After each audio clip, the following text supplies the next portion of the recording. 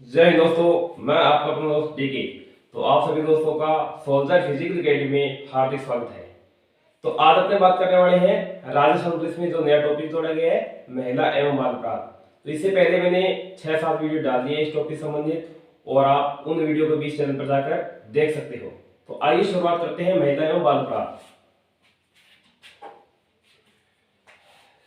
तो आईपीसी की दहेज संबंधित कुछ धाराएं हैं, यानी इंडियन पेनल कोड, भारतीय दंड संहिता के तहत कुछ धाराएं हैं दहेज से संबंधित। क्या है? दहेज से संबंधित धाराएं। तो सबसे पहले बात करें धारा 498 ए। क्या है? धारा 498 ए। तो इसमें क्या किया हुआ है? किसी महिला या पति का नातेदार महिला के साथ क्रूरता या निर्दयता दिखाए तो उसे 3 साल की सजा का प्रावधान है। इसके बाद में आगे बात करें धारा 304 बी। तो इसमें क्या दिया हुआ है?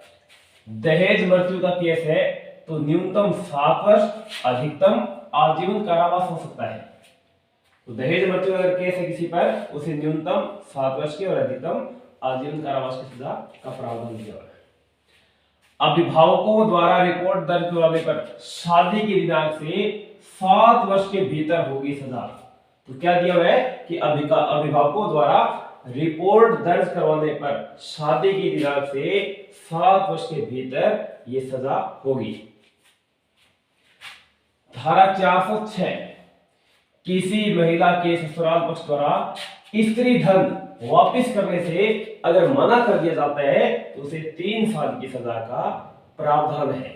क्या दिया हुआ है कि किसी महिला के ससुराल पक्ष द्वारा स्त्री धन वापिस करने से मना कर दिया जाता है तो उसे 3 साल की सजा का प्रावधान है। आगे बात करें दहेज निषेध अधिनियम 1961 में 2 बार संशोधन किया गया। क्या है? 1961 में 2 बार संशोधन हुआ था। तो पहला संशोधन है 1984 में हुआ था। इस संशोधन के तहत 1985 में नियम बनाया गया कि दहेज से संबंधित सामान की दोनों पक्षों द्वारा लिस्ट जारी करना अनिवार्य है। तो मैंने आपको बताया कि दहेज निषेध अधिनियम 1961 में 2 बार संशोधन हुआ था। पहला संशोधन 1984 में हुआ था और इस संशोधन के तहत 1985 में नियम बनाया गया कि दहेज से संबंधित सामान की दोनों पक्षों द्वारा क्या है? लिस्ट जारी करना अनिवार्य है। दूसरा संशोधन 1986 में किया गया था। इस संशोधन में धाराएं 304 बी, 498 ए जोड़ी गई थी। आगे बात करें अनैतिक देह व्यापार रोक अधिनियम 1956 में बनाया गया। ध्यान रखना दोस्तों, अनैतिक देह व्यापार रोक अधिनियम कब बनाया गया था? 1956 में। आगे बात करें इस अधिनियम के तहत सारे अपराध संज्ञेय व गैर जमानती है। क्या है? इस अधिनियम के तहत सारे अपराध संज्ञेय व गैर जमानती है। तो संज्ञेय और गैर जमानती क्या होता है? संज्ञेय का मतलब है बिना वारंट गिरफ्तार कर लिया जाता है, और गैर जमानती का मतलब है कोई भी उसकी जमानत नहीं होती। आगे बात करें धारा 18 वर्ष से कम आयु के बालकों को वेश्यावृत्ति, व्यापार व नाबालिग के साथ यौन संपर्क से बचाने के लिए यह नियम पारित किया गया। तो मुख्य रूप से क्या है, इस नियम क्यों पारित किया गया था कि 18 वर्ष से कम आयु के बालकों को वेश्यावृत्ति, व्यापार व नाबालिग के साथ यौन संपर्क से बचाने के लिए यह अधिनियम पारित किया गया। आगे बात करें देह व्यापार बढ़ने पर इस अधिनियम में संशोधन किया गया 1986 में। तो देह व्यापार अधिनियम जो बढ़ गया था तो इस पर संशोधन किया गया था 1986 में। प्रावधान, कोई व्यक्ति किसी महिला से वेश्यावृत्ति करवाकर जीवन यापन करे तो सजा न्यूनतम 7 साल की, अधिकतम 10 साल की। तो इसमें क्या दिया हुआ है कि कोई व्यक्ति किसी महिला से वेश्यावृत्ति करवाकर जीवन यापन करता है तो उसे सजा न्यूनतम 7 साल की और अधिकतम 10 साल की सजा का प्रावधान है। आगे बात करें कोई महिला वेश्यावृत्ति करती पकड़ी जाए तो सजा 7 साल की होगी। क्या दिया हुआ है कि कोई महिला वेश्यावृत्ति करती पकड़ी जाए तो सजा 7 साल का प्रावधान दिया गया है। आगे बात करें कोई महिला, इसके बाद में आगे बात करें कि कोई महिला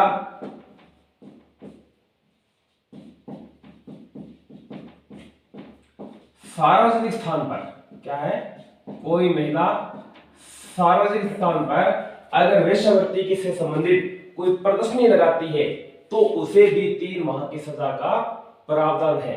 तो क्या है कि कोई महिला सार्वजनिक स्थान पर अगर कोई वेश्यावृत्ति से संबंधित प्रदर्शनी लगाती है तो उसे भी 3 माह की सजा का प्रावधान है। क्या है, 3 माह की सजा का प्रावधान है। तो आगे बात करें इसके बाद में देह व्यापार अधिनियम से संबंधित कुछ धाराएं हैं महत्वपूर्ण, और पिछली बार इससे संबंधित कई क्वेश्चन पूछे गए थे। तो बात करें देह व्यापार अधिनियम से संबंधित धाराएं, तो जल्दी से पहले आप स्क्रीनशॉट ले लीजिए।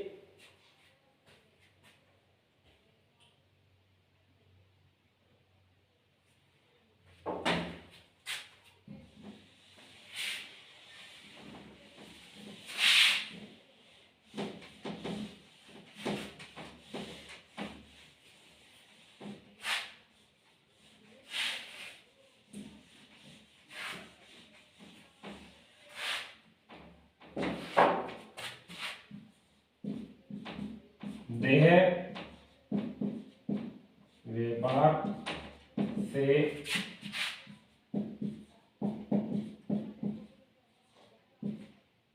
संबंधित धाराएं, तो क्या है, देह व्यापार अधिनियम से संबंधित धाराएं, देह व्यापार अधिनियम से संबंधित कुछ महत्वपूर्ण धाराएं हैं। तो सबसे पहले बात करें धारा 366, क्या है, धारा 366। तो धारा 366 में क्या दिया हुआ है कि 18 वर्ष से कम आयु लड़की को बहला फुसलाकर उसको वेश्यावृत्ति के कार्य में लगाता है कोई व्यक्ति तो उसे 10 साल की सजा का प्रावधान है और आजीवन कारावास भी हो सकता है। तो क्या दिया हुआ धारा 366 में, 18 वर्ष से कम आयु की लड़की को, 18 वर्ष से कम आयु की लड़की को बहला फुसलाकर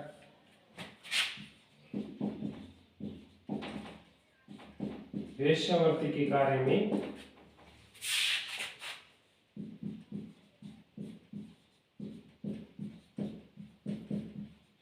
लगाना तो उसे 10 साल की सजा प्लस आजीवन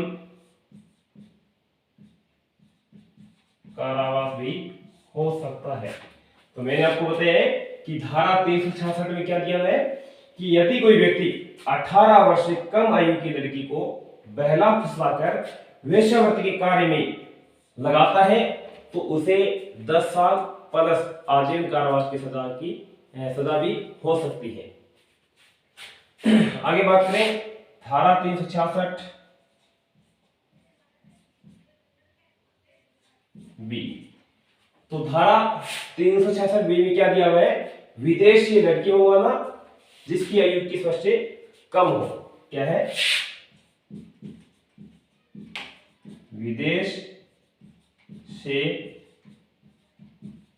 लड़की मंगवाना जिसकी आयु 21 वर्ष से कम हो, जिसकी आयु 21 वर्ष से कम हो और उसे भी 10 साल की सजा का प्रावधान है।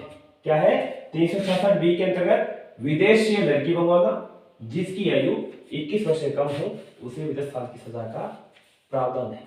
तो जल्दी से उतारिए।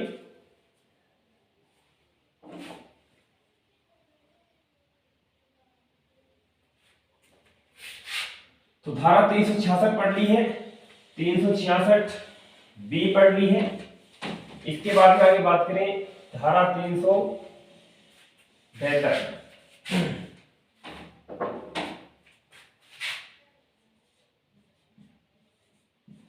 तो धारा 372 में क्या दिया हुआ है कि वेश्यावृत्ति के लिए लड़की को बेचना क्या है,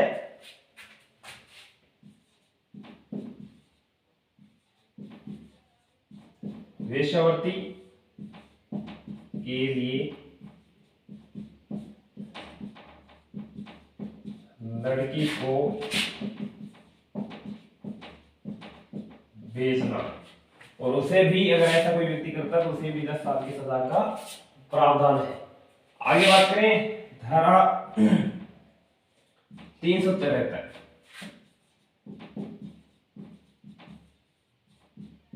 वेश्यावृत्ति के लिए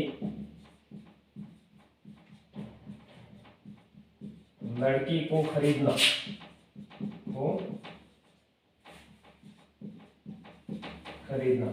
उसे भी 10 साल की सजा का प्रावधान है।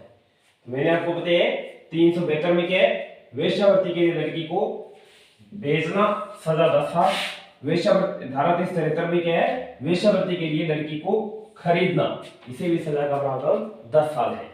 तो आज अपने यहाँ तक पढ़ेंगे कुछ महत्वपूर्ण देह व्यापार अध्ययन से महत्वपूर्ण जो धाराएं हैं वो अपने पढ़ी है। तो नेक्स्ट टॉपिक में अपने फिर मिलते हैं, तब तक सभी को वंदे मातरम, जय हिंद।